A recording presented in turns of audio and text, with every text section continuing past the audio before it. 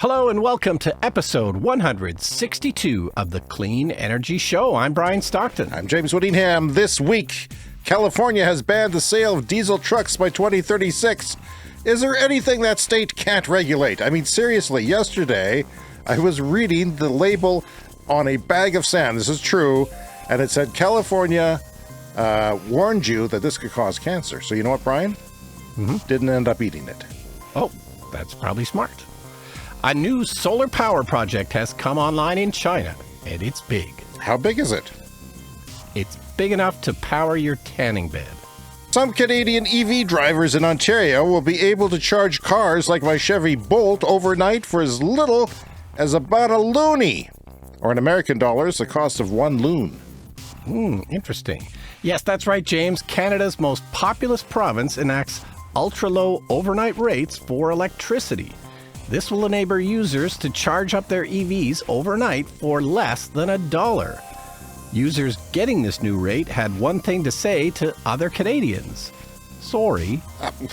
Is there a writer's strike, Brian? I mean, come on. All that and more this edition of the Clean Energy Show. All right, so I have an update on the heat pump. So I'm getting a air source heat pump put into my house. This has been a very long process, and it's finally starting to happen. Good. The unit has arrived in our city, and the first step will be routing in the pipe. There's an inside unit and an outside unit, and so the outside unit will go in my backyard, and then the inside unit in the furnace room. So that'll be the first thing that's going to happen late this week or Let me ask next you this. week. Have you seen the unit? No, I haven't. Okay. Is it big? Has it been described to you? It's been described to be as very big. Yeah. Okay. Well, I'd be interested to see the picture. We'll have to tweet that out. Yeah. Because not too many people where we live, well, you had to search forever to find somebody who would even do it. Yeah. And then they found a special cold weather one. Go ahead. Yeah, it's a cold weather heat pump. I am an early adopter.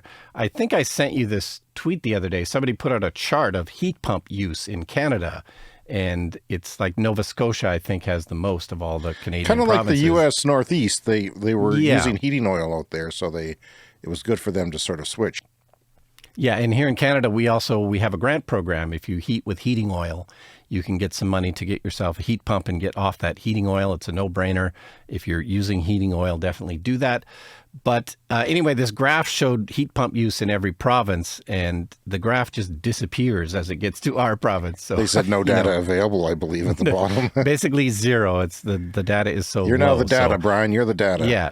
I'm an early adopter, and we'll kind of have to wait until next winter to really give it the true test to really see how well it actually performs and you know what the electricity bill is going to be, which is kind of the main concern. But our provincial government recently canceled the rate hike for our natural gas utility, which is a government-owned utility, was supposed to have a 5% hike. And they canceled that, I think, because they love oil and gas and they want us to keep using it. They don't want people doing what you're doing. Looks bad for fossil fuels. Yeah. So they decided to cancel it. They don't want other people doing what you're doing because they're buddies. They're financial buddies. I don't know. It's. I don't want to be this old man, cynical person, but it sure seems like our provincial government here really has close ties to the oil and gas industry and does whatever they say. And certainly they're lobbied more than any other industry. Perhaps mining would be second. You know, part of the reason I feel I can do this is because I believe that natural gas rates are just going to keep going up. Now, around here, our electricity rates are also going to keep going up because we still use some fossil fuels to create our electricity. But, you know, eventually in the future, the electricity will start to get cheaper while the natural gas will continue to rise. Our electricity rates were predicted to go up because when I got my solar panels, they were going up 5, 6, 7% a year. And that was to continue, and then it stopped. And I think it stopped because the government read my tweets about how the more electricity prices go up, the more solar makes sense. And, you know, we were supposed to get a faster payback, and they've slowed it down. But that's fine. I mean, I'm still using electrons from the sun and nothing else, so that's always good. Yeah. No, the rates haven't gone up that much for electricity. I'm expecting it to go up more. But of course, we have a story later in the show about cheap electricity in Ontario that I think is really interesting. So the other thing was I was looking at the local movie listings, as I am wont to do, what's playing at the local Where do you Cineplex. find these things? Is it in the paper? Or I go online. you go online. Okay. Okay. Yeah. You just go to the cinema website. Sure. It tells you that. We've only got 3 cinemas in our town, so it's not that hard to check them to see what's playing. But anyway, much to my surprise, there's a new documentary that has started. And this is not Brian's Movie Corner because I haven't actually seen the movie. So don't play the theme song. Okay. Whatever you do. I'm holding off. But there's a new documentary that's playing, and it's playing theatrically, which is always surprising when a documentary plays theatrically. And it's called Nuclear Now, directed by Oliver Stone, the famous Oscar-winning director known mostly for Platoon and other mostly dramatic films. But he's got this new documentary, and I don't particularly want to see it because I feel like reading the description of it kind of tells me everything I need to know about it. But it's a documentary about what happened to the nuclear power industry, which in itself I think is kind of interesting. And the description posits that oil and gas lobbying is a lot of what killed the nuclear industry from expanding and growing, because it was on a trajectory to be a really huge and important part of our, electricity system. But of course, there's a couple of nuclear accidents. And then according to the description, a lot of lobbying from the oil and gas industry to kill it, which, similar things have happened to obviously solar power, clean power as well. So I don't know. I'm not sure it makes sense to make a whole documentary about this subject because, we think solar, wind, and batteries are really the solution, not necessarily nuclear. If you've got existing nuclear, keep it running. That's probably a smart idea. Yeah. As long as it's safe and as long as you can follow the regulations. Maintain that keep it, safe. lengthen the usefulness of the plant by a couple decades if that, that might make sense. But Yeah. to us, from our point of view, everything that we're reading here, there's new data coming in every day. We'll have it on our show, that says the opposite. Like, just why would you do that? Because Yeah. people say, well, how do you store it? Well, we'll find some reasons later. Yeah. And we've got an amazing story from China in the show, which really, I think, is the perfect illustration of why bother with nuclear when you see what can be done with solar. That reminds me, I have a segment called What James Learned. And this week I learned something that I hadn't thought of before. And that is, we always talk about pumped hydro, where you put in a sort of a pipeline downstream on a hydro dam, and you have excess wind and or especially solar in the middle of the day, and you pump that hydro back upstream on the other side of the dam, and that's storage. Well, what I didn't realize, and this is so simple, is that they can turn off the damn dams. They can just turn off the dams when there's enough electricity.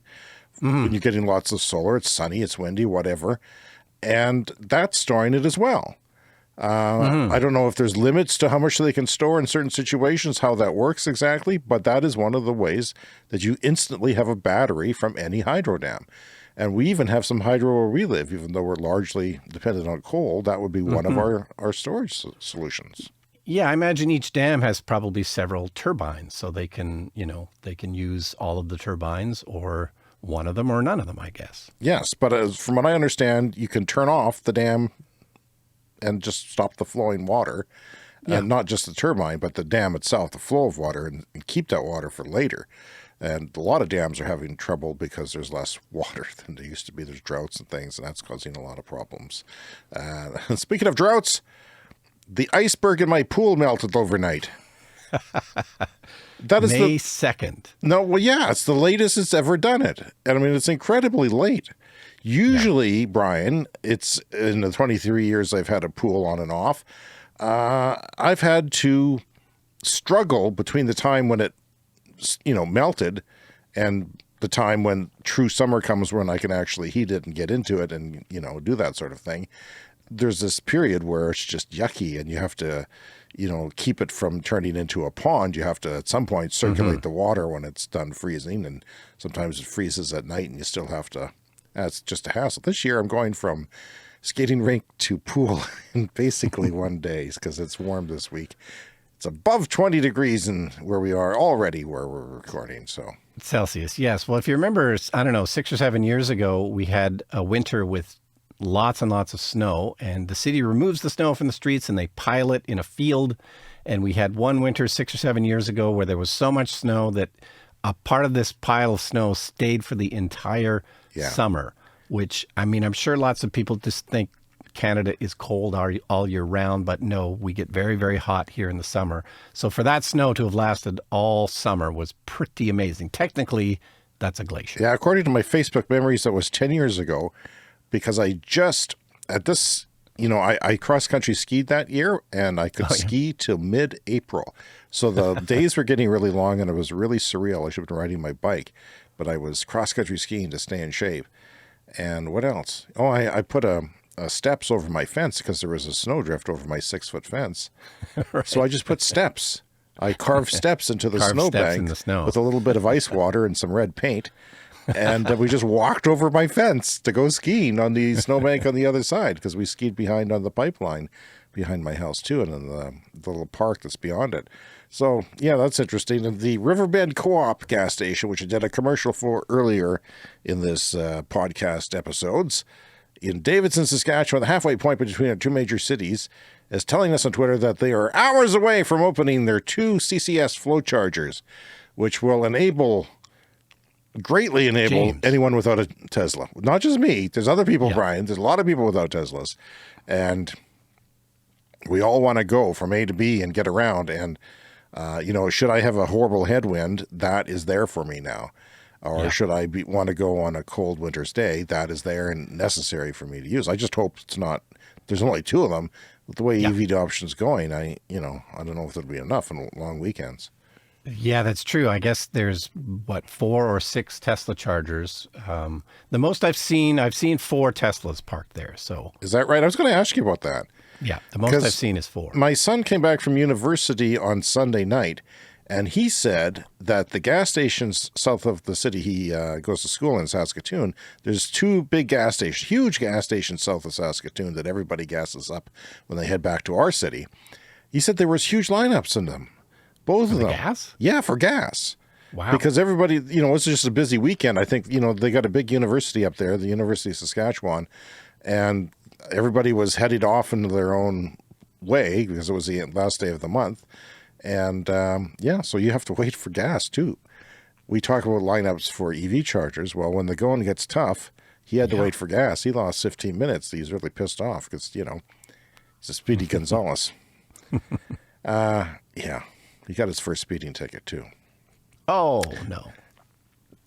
Not on that trip, but just a couple days before. So now he needs to know, he knows that important lesson that he's not infallible, the lesson that we've all learned at some point in our lives. The only speeding ticket I got was when I was 1 year younger than him. My parents finally took a vacation. I was in first year university, then I went to Hawaii, and I was using my dad's car, and the speedometer cable broke on the speedometer. So I thought I slowed down for the school zone. I thought I did. I was looking at other cars. I tried to, and I still didn't, and I got a ticket, and I was trying to be a good boy, and that is the only speeding ticket I've ever gotten. I also got a ticket for snow on my back window because it blows off. I was lazy. Yeah, I wish they would hand out more tickets for that, or people's license plates are constantly covered in snow, and I don't know, no one ever seems to get a ticket for it. I know, but there's lots of crazy things that go on that aren't that, so. Well, so Joni Mitchell, the famous singer-songwriter. Not personally, but yes. From Saskatchewan here, from Saskatoon. That song, Raised on Robbery, that's about the highway between Regina and Saskatoon. And if she wrote it today, it would be like, thank God for those flow chargers firing up, because my friend James can now make that trip. That's whenever he wants to. I may make a trip there in the summer just because my son never gets me a chance to show us around the city that, he's basically a resident there. He calls this his second home now, which is kind of a kick in the head to us because, we pay for his burgers and everything he eats here and a roof over his head. So, yeah, I'm really looking forward to that. And going to do the tweet of the week now, Brian, because the tweet of the week is coming from me. That seems unfair. It is unfair. It's totally unfair. I didn't come up with this, but I tweeted about it and I bookmarked it. So here it is.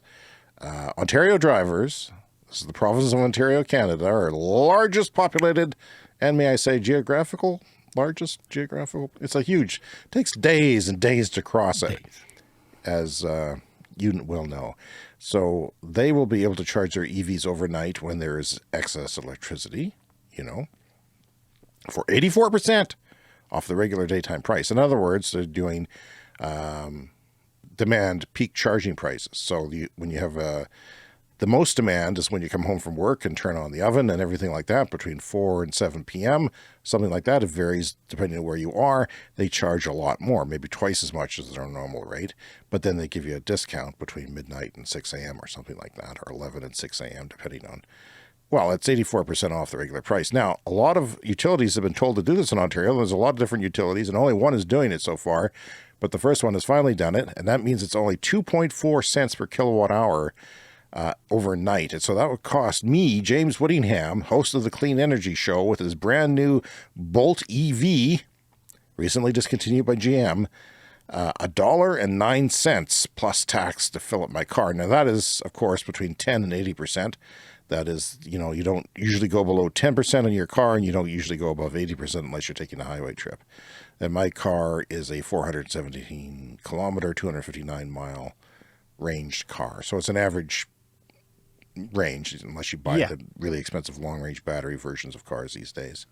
Yeah, and most people, of course, don't use a whole battery in a day, so most days it's going to cost you 25 cents, 50 cents maybe to charge up your car. Or this is ridiculous. I could go to that city I'm talking about, the home of Joni Mitchell, Saskatoon, for $1.09 or $1. Yeah. I mean, can you imagine? And plus you stay in a hotel, get a free charge there. $1 to make a trip to another city. $1. It's never been $1. And I'm an old man. It's never been $1 when I was a kid. And they gave gasoline away. 2.4 cents per kilowatt hour, that's Canadian money too. So that's under 2 cents American. It's and basically it just nothing. seems like, when we were kids, there was literally penny candy at the corner confectionery. It was. And you can't get anything for a penny anymore. Do you know what my favorite candy was? It was a half cent. The Mojo? No. Oh, you're warm. You're warm. It was Pez. Oh, yeah. And it wasn't until my last year of university, and there were many people, because I failed a few classes before I got it figured out, that I figured out there was dispensers for these things. I freaked out. I said, holy crap, those still exist? The candy from my very early childhood, the corner store that was, 3 blocks away, 4 blocks away, and I got a 25-cent allowance. My friend got $1. My best friend got $1. He could buy a kite, a cap gun, a bag of chips, some whatever he wanted. Basically, it was like a department store money. You could just do whatever you wanted. But with my 25 cents, I had to be careful. It was 10 cents originally. Yeah, I had 10, he had 25. Then I got 25 and he got $1. It was never fair. And then I stole money from my brother because he had a giant coin collection. Sure. Why not? Yeah. And then I was just buying what the hell. So anyway, it's different. Yeah. And, here's another thing. What about vertical farming when you use LED lights?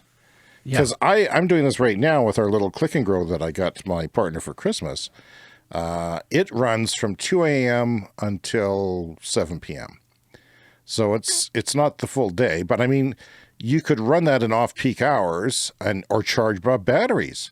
Because if you had an operation like that, a factory operation making vegetables and greens and lettuces and different things like that, or marijuana, you could have lots of battery storage, especially a few years from now when it gets a lot cheaper. And then you charge up. It might even make sense for households in some cases, or businesses, small businesses. This actually does make sense for small businesses now if they'll let small businesses do this. I don't know if it's just restricted to residences, but if you say you had a 7-Eleven, because that's an example that I've heard before, they use most of their power on their refrigeration because people come home from work and grab some milk or some ice cream or, stuff from the frozen department. And that's when they use most of their electricity because that's when they're busiest. It would make huge sense for them to charge up at 2.5 cents a kilowatt hour overnight on a battery. It would make a lot of economic sense to have a number of, say, Tesla wall batteries or whatever. Yeah. Now, I should say that, and this story comes from the CBC, that you do have to opt into the program, apparently. So there is an overall regulator in Ontario that sets the rates, but then there's a lot of different separate utilities depending on where you live. And it does sound like, first of all, the utilities have to opt into this program, and they've been given 6 more months. So not everybody's on board yet, but in 6 months they have to be.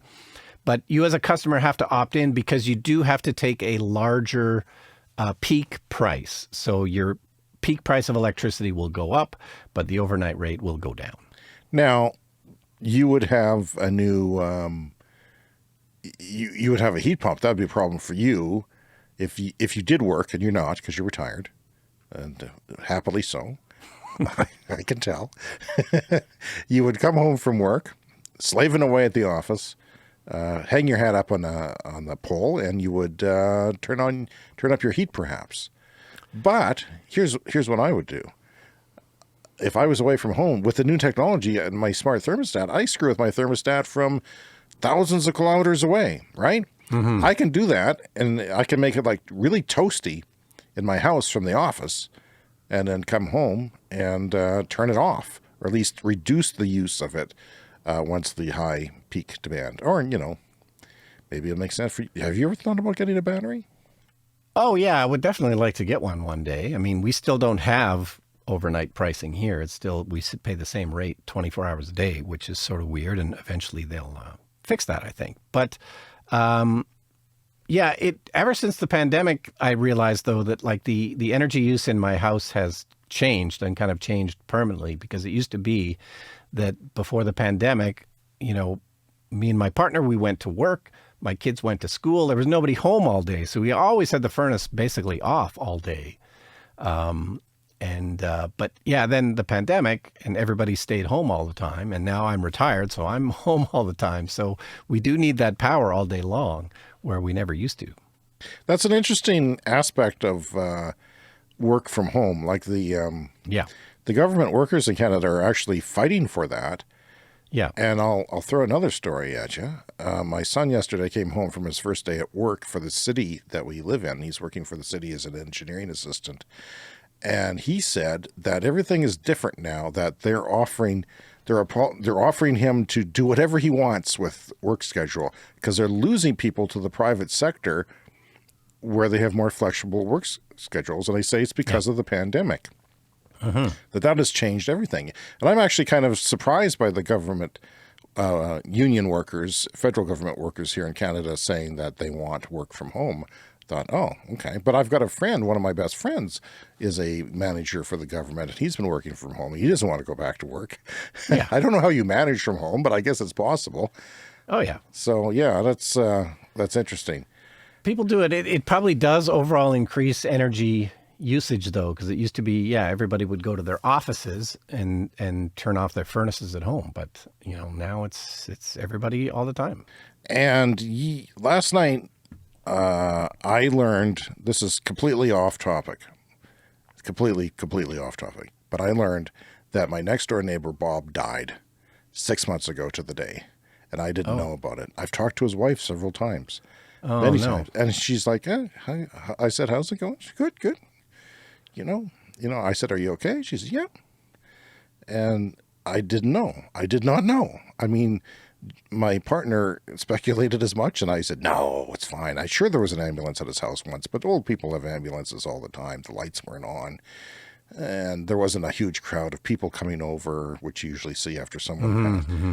So maybe with my new doorbell cam, I could be more less caught off guard, but I feel so embarrassed and stupid about that, and we don't know exactly how to approach it. So I might plant a tree for him. You can spend $40 Canadian and plant a tree on their funeral website, but that would be I don't know. The reaction to the Chevy Bolt discontinuation from last week, Reddit, I see, is quite angry. The Chevy Bolt users are angry about it.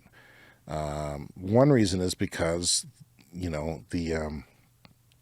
the Bolt's pretty cheap in the States. I don't see it that way here. It's only a little bit cheaper than everything else here, and not much different than the Leaf. But in the States, they lopped a few $1,000s off a few months ago, and it's very cheap. Plus, they get or we're getting the full $7,500 tax credit from the federal government, plus state and local incentives.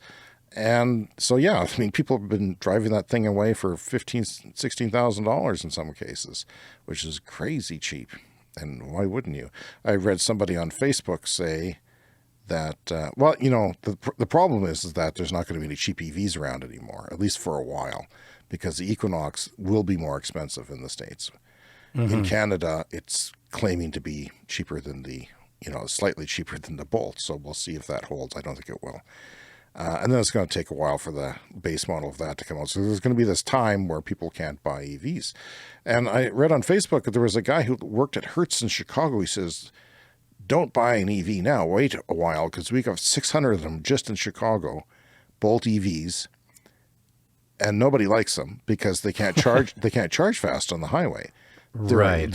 When I guess a lot of people are renting or wanting to make trips, and it's really, you don't have your home if you're traveling to charge at. So maybe that was good intentions, but not the best idea. Yeah. We told a story about that last week too. Not the best choice. Yeah, there was a story on Drive Tesla Canada about a Canadian buys a Hyundai Ioniq 5 and finds out that it has no fast charging. Did you read that? What? So it turns out that they made a few Hyundai Ioniq 5s without CCS fast charging. And there's a few of these that were sold. Only like 30 units were sold in the 2022 model year in Canada.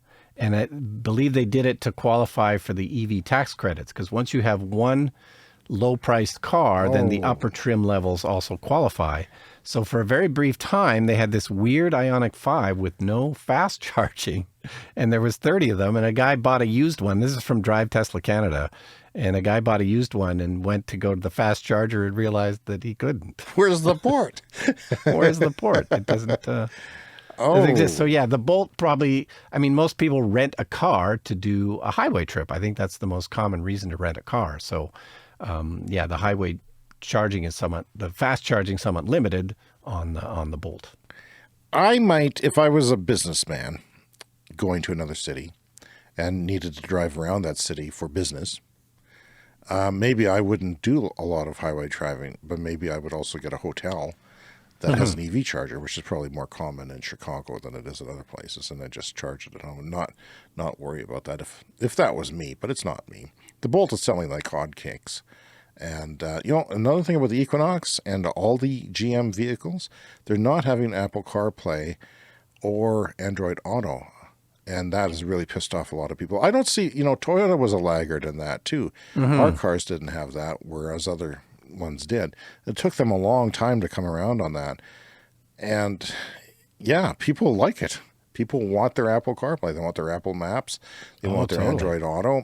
And I enjoy talking to my car through Google, because I, ask it what the weather is, ask it how to get here and there. It listens, and it does a pretty good job. It's you should host the podcast with your car. It's not available. Well, let's get on with the show. All right. So, huge solar project in China. So this is the first of many solar and wind projects in China on the desert. It's on the edge of the Gobi Desert. And it has an installed capacity, this is so huge, of 1 million kilowatts. So it's expected to generate 1.8 billion kilowatt hours per year. This is enough. They always have a thing about how many homes that would power. It's 1.5 million, I think. 1.5 million households, enough power. That is not small potatoes. I can think of some cities that are 1.5 million people. Our entire province is only 1.1 million people. Yeah, well, that's us. But that's us. So it's also the first ultra high voltage power transmission channel. So there's so much power, it's ultra high voltage. So that'd be DC, right? They'd be running DC lines that don't lose as much electricity, or much of their power isn't wasted traveling long distances. So now it's not cheap. This cost $12.28 billion. So that's a lot of money, but it seems so much quicker and more reliable than something like nuclear. So you could spend a few billion on nuclear, but you got to wait many years for it to come online. And you don't get that choice necessarily of what capacity you want. Like a nuclear power station, it has a designed capacity. But with solar, you can just make it as big as you want, as big or as small as you want. Yeah, if you've got the space to do it, and yeah. Well, this is on the edge of the Gobi Desert, so presumably... So the deserts, you got lots of space, right? They got lots of space and they got lots of sunshine. So I think this is... yeah. The only problem is dust, which they have machines to hopefully clean these things on a regular basis. Yeah. And this is sometimes every 5 days. Just the start. They're going to install 100 gigawatts of solar and wind in different arid areas in China. So, yeah. So, you know, that's peak power, and you don't get that 24 hours a day. But a gigawatt is a nuclear power plant. So, I mean, that's pretty significant.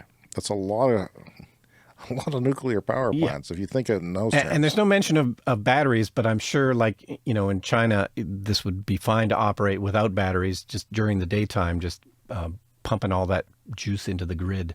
I'm sure there's some place for it to go. You know what's interesting that I just thought of? The entire country of China is vast. It's the size of the United States and beyond, right? But it only has one time zone. Mm-hmm.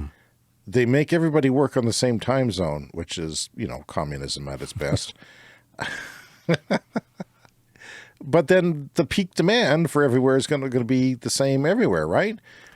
If you come home that's right. from work at 4 o'clock, then you're going to be using the peak power from everywhere. Well, that's going to be a disadvantage to China for doing that. Yeah, I never thought of that. If everybody works 9 to 5 in the whole country, maybe they stagger the start times of work or something more towards the daylight hours. Yeah, they may. I forget. It's been a while since I've read about that, but in some cases they do, in some cases they don't. I mean, if you're a bank or a financial institution, you kind of have to start at the same time and be in sync with everybody else. That's what they sort of wanted. But if you're a small, you know, corner store selling vegetables or something, me again with the vegetables. Well, that's cool, Brian. And the communists, they could do things fast and big. Right? Because you're communist, you can tell everybody to be on the same time zone if you want to. Fast and big and without human rights. But let's move on. Yeah, let's move on. There's not a lot of human rights. I would take my human rights over communism. Thank you very much. However, it is interesting to see what is possible. Because then when we know what is possible, we know what we can do if the world is at stake. It's time for, this is my favorite segment of the show, another oil ban. Oil ban. California has a rule that would ban the sale of diesel trucks by 2036. This is pickup trucks. This is medium haul delivery trucks, last mile delivery trucks, and full-on semi-trailers. From the New York Times, California state regulators approved on Friday of last week a ban on the sale of new big rigs and buses as well. They're running diesel, and they're going to do this. The ban starts at 2036. Some people said it should be sooner, but I can sort of understand. I wouldn't be surprised once those vehicles become more common and cheaper that they move that up again. But going beyond the federal government in issuing requirements to reduce emissions and setting the stage for other states to follow suit, you know, California, basically 13 states, including California, all do the same thing, what California does when it comes to emissions from vehicles and transportation. So, and that represents half the population of the United States. The rule is the latest in a series of increasingly ambitious moves by California and the federal government to curb planet-warming pollution from vehicles, the nation's largest source of greenhouse gases. The California Air Resources Board approved the regulation, which by 2045 would fully eliminate the sale of new trucks that emit carbon dioxide. So you couldn't even buy a used one by then. That's when they're gone, gone, gone. And, you know, diesel trucks, Brian, big rigs last a long time, a lot of miles. And delivery trucks are sometimes used. Cement trucks are sometimes used for many, many years. I don't know at what point this becomes a thing where, you know, it's a stranded, you know, it's going to be a stranded asset if you buy it within that time period where they're going to be banned, especially when you know they're going to be moving them up. So, yeah, So this would create the most stringent practices related to truck emissions in the country, keeping California at the forefront of states trying to reduce. They hope this will save money, but they also hope that it'll save costs, reduce, for healthcare, because healthcare is a huge thing. We talk about that a lot on the show. They could save $26.5 billion in healthcare damage, says CNBC story on the issue. So, I mean, that's ridiculous. That's just health. Yeah, and we had a story a week or two ago about school buses. They did a study on, clean battery-powered school buses, and sure enough, attendance improves when you're taking your kids to school on clean buses, and they don't have to smell all that exhaust. So imagine that played out amongst the entire workforce, how much healthier everybody would be and less health costs. Do you want to move to the school bus story? Yeah, so let's talk about school buses while we're on the topic. This is from Electrek. So we often talk about electric school buses, a favorite topic here. But I thought this was a great story to add. This is another Canadian story. Apologies for all of the Canadian news this week. Too much Canadian news. Sorry. But yeah, this is in Prince Edward Island, the home of Anne of Green Gables, the famous Canadian fictional character. So, and many of your favorite potatoes. Best place for potatoes. So Prince Edward Island has enlisted the help of Lion Electric. They're one of the top makers of electric school buses to provide power in the event of emergencies, to keep community disaster relief locations going when the power runs out. So these buses, they've got a battery capacity between 126 and 210 kilowatt hours. So sort of like equal to 3 or 4 electric vehicles, normal cars. And they are all capable of vehicle-to-grid type operations. So they're going to use it to provide power in emergency shelters and situations. So the example they've got here, last year, the island was hit by the tail end of Hurricane Fiona. 150 kilometer an hour winds. The storm knocked out power for 95% of the island of Prince Edward Island. And when the power was out, the province had these warming centers across the island to serve food and provide shelter. And people could charge their phones. So one of their examples here was in the North Rustico Lions Club in the tiny town of North Rustico, just a population of 648 people. But they had this going in the local Lions Club, but they had to run a diesel generator basically 24 hours a day to keep this center going while, the power was restored. So instead, they've arranged for these buses to do that job, to do the job of the diesel generation when there's another storm like this. So you could get 2 or 3 days of power to one of these buses in a location like the one that they're talking about here. That's incredible. I think this is at the tipping point, this idea, because, Prince Edward Island only has 160,000 people. It's a very small population and a small geographical island as well, but it is a province unto its own and a nice one if you want to visit it someday. I was there and it's quite lovely. But yeah, they're doing this in southern states too, where in hurricane regions there. Yeah. We're starting to hear about stuff like that going on down there. It makes perfect sense. And once these buses get out, as long as they have vehicle to load or vehicle to grid charging capability outwards, that makes perfect sense. And yeah, you can have all kinds of shelters with a fleet of school buses and city buses. Can you imagine? I mean, there would be just a crap load if they work both ways. I'm not sure they all work both ways, but you can get them that way. I believe they do. Probably cost more. And it doesn't stop there because they want to use it just as load sharing. So because it's the province that's buying these buses, the province also runs the electrical grid, which is often the case here in Canada. So they want to use the buses to help clean up the grid by charging when demand is low or when there's an abundance of renewable power on the grid, and then discharging into the grid to help offset the dirty peaker plants that they need when the demand is high. So there's sort of 2 prongs to this plan, is for emergency situations, but they're going to use them just every day as well to just share the load from the grid. This is great. One of the great uses of electricity that is wasted is having plants such as coal plants, natural gas plants fired up and running ready to go when you need that electricity, when it suddenly surges and you need to have it ready.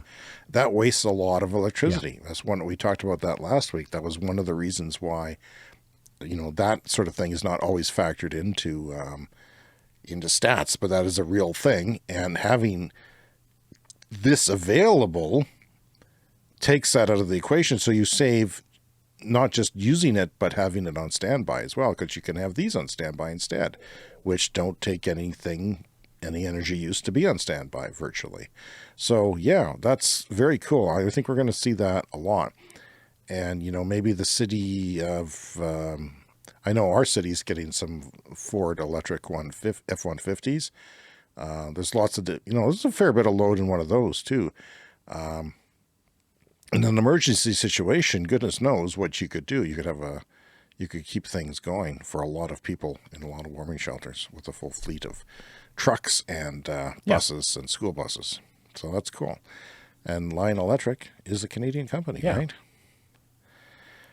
Brian, the International Energy Agency, otherwise known as the IEA, says oil displacement by 2030 is projected with current policy, not changing evolving policy, which is getting more stringent, but current policy is looking at 5.3 million barrels a day displaced.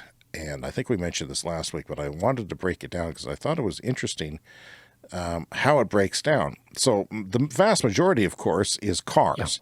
3.8 million barrels per day of oil will be displaced, which is enough to send prices tumbling in itself.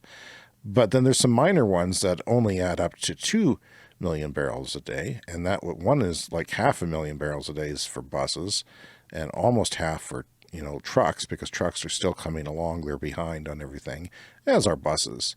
But 2- and 3-wheelers are 0.6 million barrels a day displaced based on policy, not consumer trends or S-curves or anything like that, but just based on the policy that's out there. So we know it's going to be a lot higher than that.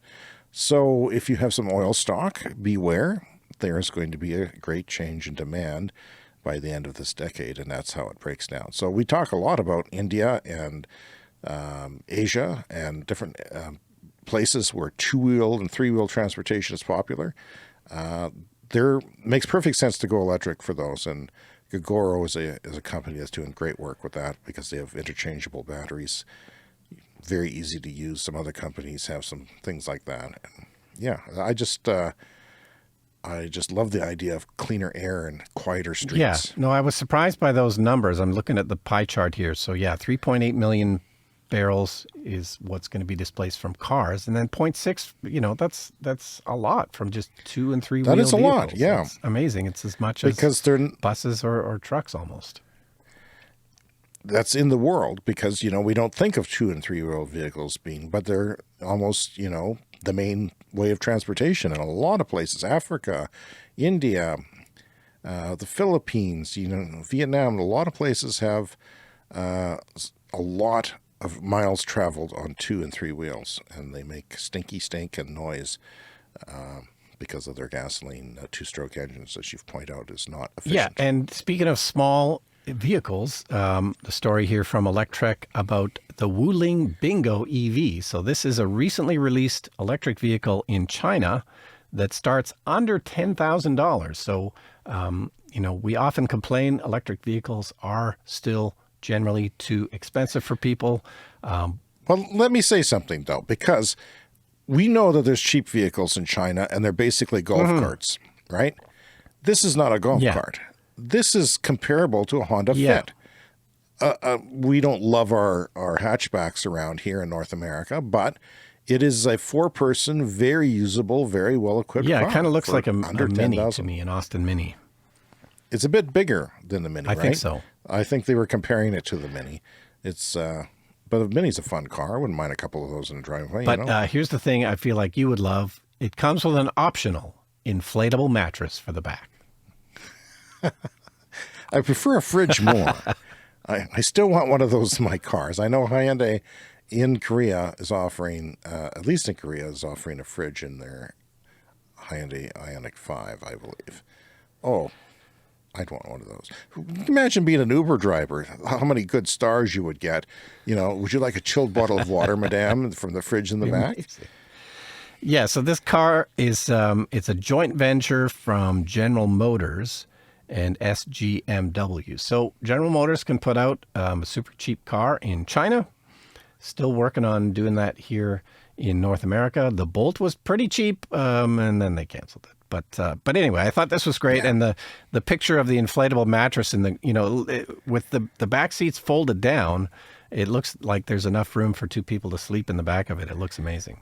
It does look that way. So you have a camper car there, and the mattress just inflates on its own. Yeah, and of course it's not great range. There's sort of two different battery sizes, either 100. It's a city car, 126 miles or 206 miles, which isn't terrible.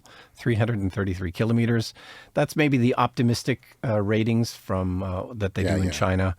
But as a city car, looks amazing. Starts under $10,000 and goes up a little bit above $10,000. And there's a lot of cities in China that are encouraging such cars and taxing cars that are bigger than that. So it's going to make a lot of sense, and they're going to sell gobs of these things. And electrification is going to be, well, it's probably normalized now because 1 in 3 cars is electrified in China as it is. So that's cool. And I'd like some options to come here because hell, what kind of a car can you buy for $10,000 in North America used, especially nowadays? If you could buy a decent car, say you had a teenager and you wanted them to get around, you could buy them a new car instead of an old car and not use gas, have them not use gas. Yeah, still seems like we're a few years away from the Chinese automakers really taking any kind of a big slice here in North America, but we'll see what happens. They're making their moves in Europe, Brian, and it's time for the Lightning Round. The Lightning Round is a fast-paced look at the latest headlines in climate, clean energy, and transportation. Oh, how do we go so long? Bloomberg, FC Barcelona players have chosen the railway over private jets. This is a huge soccer team. If you're not into soccer, it's called football outside of North America. Yeah, they usually take a private jet. Now they are taking the train and to Madrid. So Barcelona to Madrid, they're taking the train instead of their private.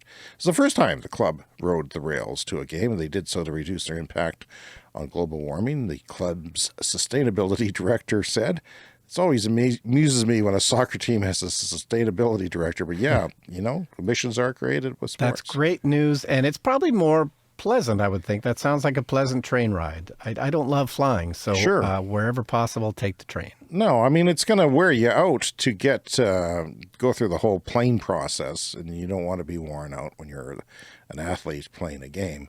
A Texas bill that would make it harder to build new wind farms, even though they've become the top producer of renewable power in North America. That's not good enough for Republican politicians, Brian. They propose new sets of rules for wind and solar projects, making it harder for new wind and solar to happen. For example, you can't place a wind turbine anywhere within 3,000 feet of an adjacent property unless the owners agree. Now, that adjacent property could be a thimble size of property. As long as they disagree, you can't install it. Texas installs more wind farms than any other state each year and remains the U.S. leader in production. But Republicans who dominate America's oil and natural gas hub have sought to throw up barriers around renewable power because I guess they don't believe in hell. From Electric. And I just want to add, Texas also instituted a $200 yearly fee on electric vehicles, very similar to the one that was passed here where we live in Saskatchewan, as a way to discourage people from driving electric and to replace the gasoline tax that they're not going to get from those cars. But there was 400 EVs in our province when they decided and it cost them more to administer the program, but they had to be jackasses, didn't they? God, I hate them. Electric says Stanley, the tool maker, Black & Decker, Stanley Black & Decker is one company. Didn't know that till now. The world's largest tool company just launched the largest privately funded on-site solar farm in Kentucky. It is 4.3 megawatts, and it's going to power the whole 280,000 square foot production factory. It's producing enough clean energy to power the factory entirely and even give some back to the state. The annual energy savings will be $400,000 US. Savings. So that's going to pay for itself fast, and then they're going to be a more profitable company. And the competition, you know what they're going to do? They're going to have to do the same thing, or they're going to get out of business. Right. Sad news. The Montana State Senate has endorsed a bill that would ban state environmental regulators from considering greenhouse gas emissions when reviewing proposed projects. Why? Because they've had to say no to methane from natural gas before and no more. So you cannot mention the climate anymore. Ooh, it's a CES fast fact. Plastic was responsible for 1.8 billion metric tons of greenhouse gas emissions in 2019. That is 3.4% of the global total, more than the percentage of CO2 contributed by the aviation sector. Didn't know that. That's why it's a CES fast fact. Plastic share set to increase in coming years, according to Bloomberg Green. I hope they find an alternative. Brian. Yeah, well, we do have regulations here in Canada now that's starting to phase out single-use plastics, and we need more of that. I am uneducated about how much single-use plastic uses to make it. I always say, if you want to make plastics out of petrochemicals, fine. Just put it in a pile somewhere. We'll figure it out later. It's not going to heat the planet. Mm-hmm. But if you make emissions doing it, that's bad. So, I just don't like burning petrol or anything like that. So Yale study says there's no increase in climate doubters. They have done a survey and find that there's not more climate doubters than there used to be a few years ago, despite what you might think if you were online, because there's a huge increase in online doubting going on. Yeah. Partially by Russia, partially by the fossil fuel industry, partially just by angry people who don't like the world changing. So 11% find it are completely dismissive of climate change. 11% are doubtful, but that hasn't changed. Basically, 26% are alarmed, 27% are concerned, 17%, a large majority of people, I don't see how you could be a politician and poo-poo climate change when so many people aren't agreeing with you. Yeah. From Bloomberg, BYD, the Chinese EV and automaker, overtakes Volkswagen as China's best-selling car brand. So Volkswagen was the number one car brand in China, which I also did not know, and now they are not. This is because they have to do a little bit faster, work on that. It's another CES fast fact. At our current rate of plastic production and disposal, our oceans are on track to contain more plastic than fish as soon as 2050. More plastic than fish. That's depressing. Yes. That should have been in my sad news. Drop the natural gas, climate activists urge U.S. officials. Environmentalists say the term misleads the public about the damage caused by methane, a highly potent greenhouse gas, says Bloomberg. Yeah, I agree. It's, natural gas is always, it's the clean fossil fuel. And believe me, it's not that clean. How about dirty gas? Wyoming Department of Transportation complains new Biden EV chargers will be unprofitable in 5 years. They say these sites are located within 1 mile of an alternative fuel corridor, per the requirements of the federal government to comply with their program. Each site must be equipped with a minimum of 4 DC fast chargers capable of 150 kilowatts. Consistent with the federal program, the Wyoming Department of Transportation is requiring that all applicants provide a matching funds of 20%, but they say that's not fair because these things won't be profitable in 5 years. Now, Brian, I've been through Wyoming, not my favorite state, 4 times. 4 times. It is a depressing state. It is the state that makes me want full self-driving to happen so I can sleep through Wyoming. And if we have listeners in Wyoming, what's the email address, James? cleanenergyshow@gmail.com. Send your threats and hate. There's some beautiful parts of Wyoming. Mostly it's the same though, and not great. Well, Lynn Cheney's there.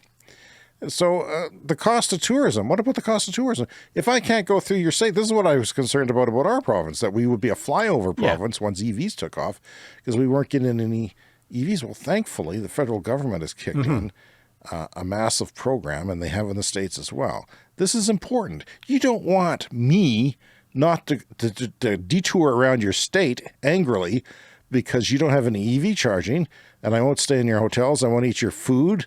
I won't buy your clothes, your Band-Aids when my kid cuts himself. Yeah, so they're saying these will be unprofitable in 5 years, but that's because they're assuming that no one's going to use them, which is not the case.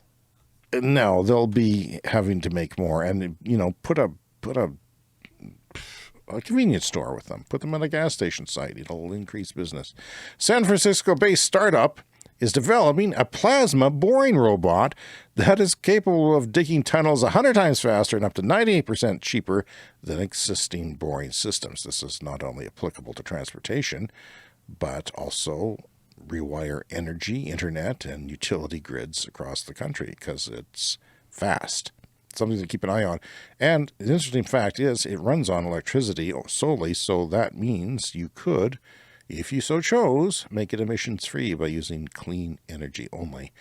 Almost half of Americans are ready to buy an EV in the next 5 years, says a recent survey. From Clean Technica, a consumer survey conducted by Mini USA revealed American consumers are changing viewpoints and considerations regarding electric vehicles, highlighting shifting sentiments over the last 4 years since Mini did their last survey. The survey finds that over half of American consumers intend to buy an electric vehicle within the next 5 years, tracking both changes from current questions and adding a few new ones for this, and price was the big factor there. Charging was way down at 18%. The U.S. Supreme Court last week effectively rejected appeals by multiple oil and gas companies to have cases brought against them heard in federal court, says The Guardian. That is good news. And finally this week, Brian, Airbnb will help some hosts pay for new heat pumps.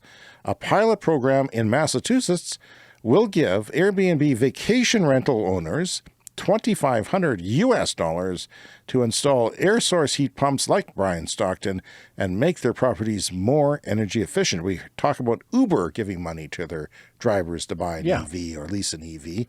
Same thing in the gig economy. Companies want to be clean, and they want their customers to know that they're trying to be clean. That is our show for this week. I was hoping to be a shorter one because editing is a tedious job for a man who didn't get a lot of sleep last night. Just editing how many times you said tedious there will be tedious. Yes, that's going to be a problem. So I better shut up and get on with it. Please take the time to contact us. As Brian said, cleanenergyshow@gmail.com is our email address.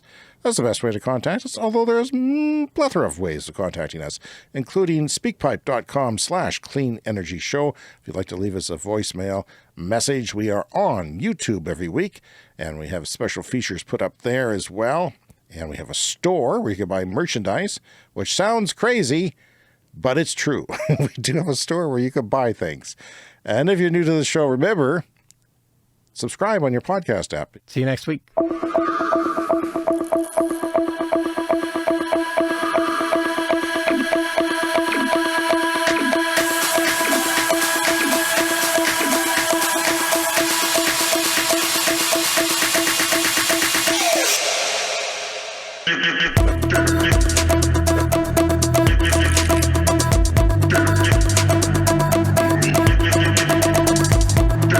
The Clean Energy Show.